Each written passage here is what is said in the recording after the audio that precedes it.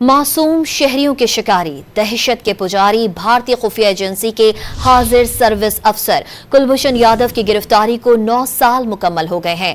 Pakistani intelligence agencies نے بلوچستان کے علاقے ماشکیل میں کامیاب کارروائی کے بعد کلبھوشن کو گرفتار کر کے دنیا کو بھارت کا مکروہ چہرہ دکھایا۔ را ایجنٹ کا معصوم شہریوں کے خون کی ہولی کھیلتا رہا، کراچی سمیت سندھ اور بلوچستان میں دہشت گردی کی سرپرستی کا بھی اعتراف کیا۔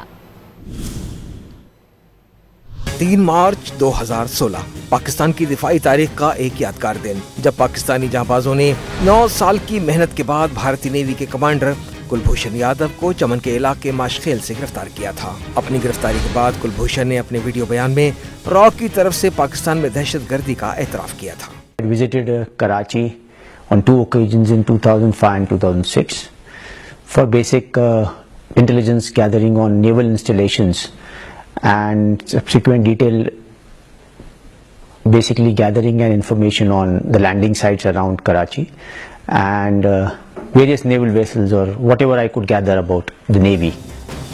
اعترافی بیان اور دیگر قانونی کارروائی کے بعد اپریل 2017 میں کلبھوشن کو آرمی ایکٹ کے تحت سزائے موت سنا دی گئی، جس پر بھارت میں کھلبلی مچ گئی تھی۔ اس سے قبل بھارت نے کلبھوشن یادو کو بھارتی شہری تسلیم کرنے سے انکار کیا تھا اور پاکستان نے کلبھوشن یادو اور را کی دہشت گرد کارروائیوں پر ڈوزیئر اقوام متحدہ کے حوالے کیا تھا۔ بھارت نے 9 مئی 2017 کو عالمی عدالت انصاف میں کلبھوشن کی پھانسی کے خلاف اپیل دائر کی۔ ICJ میں 18 سے 21 فروری 2019 تک مقدمے کی سماعت ہوئی۔ اس کے بعد بھارت کی درخواست پر کلبھوشن کو سفارتی رسائی دی گئی۔ کلبھوشن کی والدہ کو بھی اپنے بیٹے سے ملنے کی اجازت دی گئی۔ ملاقات کے بعد کلبھوشن نے اپنی والدہ سے ملاقات کے بارے میں بھی ایک ویڈیو بیان دیا۔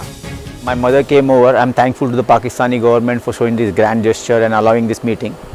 It was a very pleasant one and my mother was basically very happy to see me in a good shape, my physical fitness, and she was really very satisfied and felt very, she said also, I'm feeling very relaxed. Kulbhushan Yadav کی گرفتاری اور اس کے اعترافی بیانات اس بات کا ثبوت ہیں کہ بھارت خطے میں اپنی دھاک بٹھانے کے لیے کچھ بھی کرنے کو تیار ہے۔ پاکستانی فورسز اور خفیہ ایجنسیوں نے کلبھوشن جیسے دشمن کو گرفتار کر کے بھارت کو اس بات کا پیغام دے دیا ہے کہ پاکستانی فورسز کسی بھی وقت ملکی دفاع اور دشمن کی سازشوں سے غافل نہیں۔